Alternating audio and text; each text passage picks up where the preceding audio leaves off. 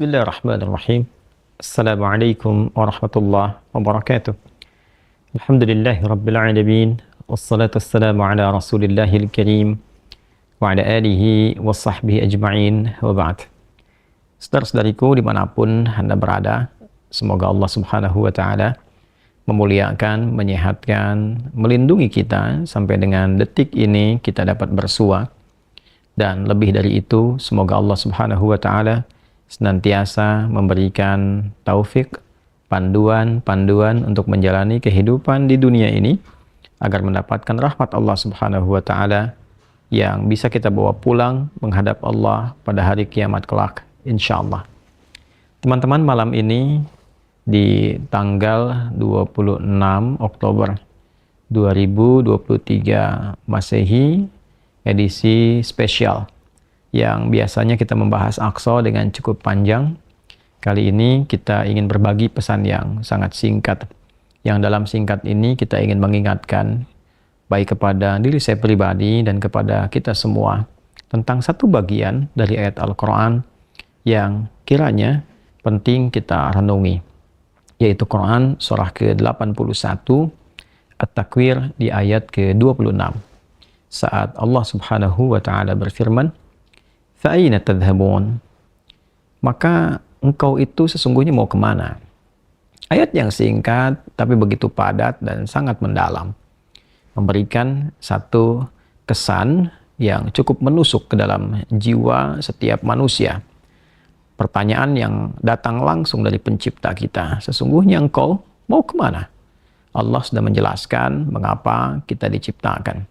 Allah sudah memberikan jalan kehidupan bagi kita dan menerangkan konsekuensi di balik pilihan-pilihan yang kita tetapkan untuk menempuh jalan-jalan yang dimaksudkan. Bila benar, resikonya seperti ini. Bila salah, konsekuensinya demikian. Maka, di antara sekian manusia yang telah mengetahui semua konsekuensi itu, terkadang masih mengedepankan bujukan-bujukan atau bahkan pengaruh-pengaruh nafsunya agar bergeser dari nilai-nilai kebaikan, bahkan nilai kemanusiaan yang telah Allah tetapkan.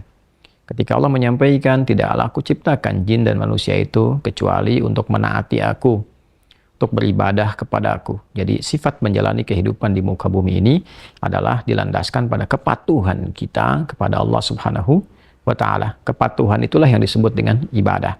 Patuh, tunduk, patuh, bahasa Arabnya itu disebut dengan Islam. Jadi Islam dalam pengertian etimologi secara bahasa artinya tunduk, patuh, taat. Orangnya disebut dengan Muslim. Jadi setiap manusia itu konsekuensinya memang mesti patuh, tunduk dan taat kepada Sang Pencipta, yaitu Allah Subhanahu wa ta'ala. Karena itu ketika Allah menyampaikan di dalam firman-Nya, "Wa ma khalaqtul jinna wal insa illa liya'budun." Tidaklah aku ciptakan jin dan manusia itu kecuali untuk menjadikan seluruh aktivitasnya agar menaati Allah Subhanahu wa ta'ala, dijadikan sebagai ibadah. Jadi kita dari bangun tidur sampai tidur itu sejatinya adalah memetakan kurikulum untuk menaati Allah dalam bingkai ibadah. Dilatih dalam bentuk ritual. Ritual itu untuk mengaktifkan titik spiritual kita, titik roh kita. Segala yang terkait dengan roh disebut rohani. Jadi dalam diri kita ini ada spiritnya, ada rohnya. Dan itu adalah titik latihan pertama untuk mengaktifkan ya titik-titik kebertuhanan. Jadi ketika Allah sampaikan, tidaklah aku ciptakan engkau kecuali untuk menaatiku. Nah, titik ketaatan itu ya disebut dengan titik ritualnya. Ibadahnya ibadah ritual, ya keadaannya keadaan spiritual, itu yang penting kita aktifkan dulu. Itu sebabnya diminta kita sholat untuk mengoneksikan diri kita, mengaktifkan sinyal itu dengan Allah Subhanahu wa ta'ala, dengan Sang Pencipta. Sehingga ketika terkoneksi, terbangun kesadaran dari dalam diri kita sebagai sebuah fitrah.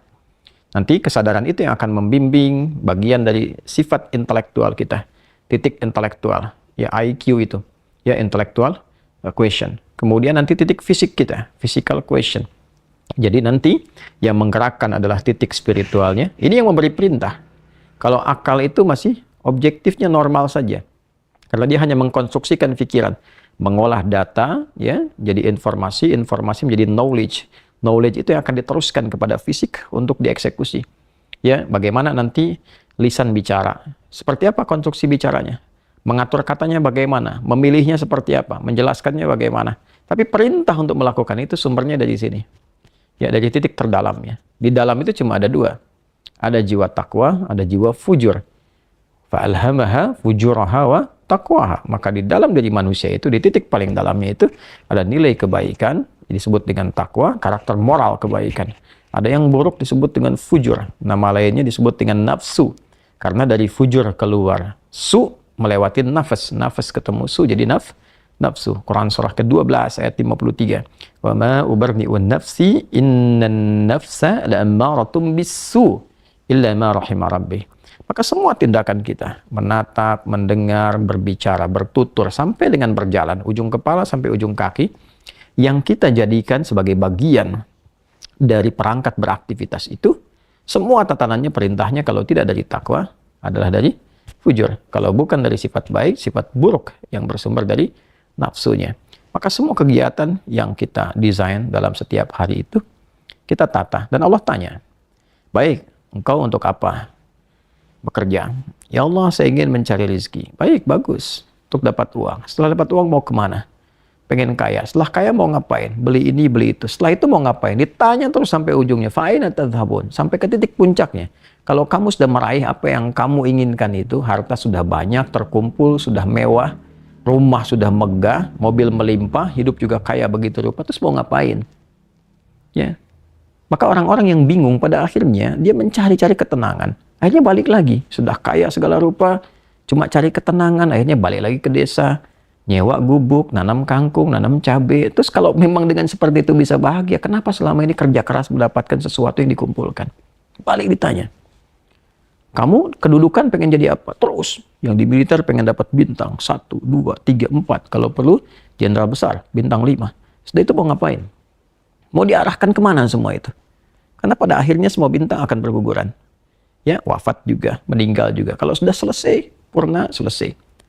Demikian yang punya ilmu, punya jabatan, macam-macam. Mau diapain? Ya, ketika semua titik itu mencapai pada titik jenuhnya, di akhir itu akan balik kan.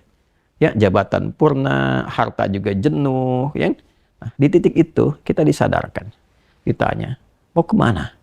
Maka dijawablah dengan jawaban yang sangat mendalam. Inni dzahibun ila rabbi sayahdin. Yang terbaik adalah katakan, saya ini menyiapkan bekal untuk berjumpa dengan Rabbku. Itu jawaban yang paling indah. Ya, jadi kalau ditanya, mau kemana hidup ini? Kata Quran jawab, aku menyiapkan bekal untuk kembali dan berjumpa dengan Rabbku yang telah menciptaku.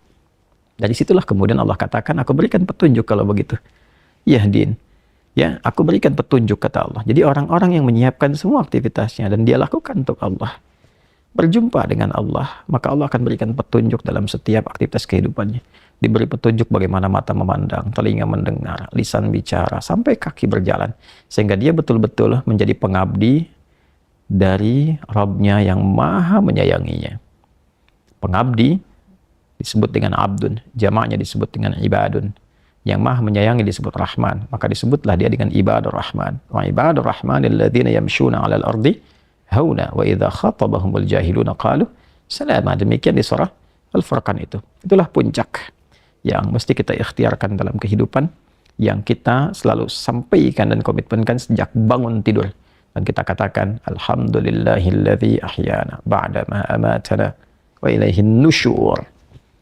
Terima kasih ya Allah, segala puji hanya milik-Mu yang telah memberi kesempatan hamba menjalani kehidupan. Padahal Engkau telah tahan nyawa hamba tadi dalam tidur. Sesuai ajal Kau berikan kesempatan. Hamba berjanji ya Allah, hamba akan menyebar beraktivitas untuk mencari bekal menghadap-Mu. Saudara-saudariku, sedalam, sejauh, sebanyak kegiatan, aktivitas jabatan yang telah kita kumpulkan, harta benda, pengetahuan, sampai detik ini, apakah betul-betul sudah kita siapkan sebagai bekal untuk bertemu dengan Allah? Atau hanya sekedar mengumpulkan semua itu tanpa arah, yang pada akhirnya bertemu dengan kejenuhan kembali? Renungkanlah malam ini, malam Jumat. Jumat saat manusia pertama diciptakan, diturunkan di surga, mengawali misi di dunia, diwafatkan, dan di titik itu kita akan berpisah dengan dunia. Saat adzan berkumandang, nampak jelas seluruhnya.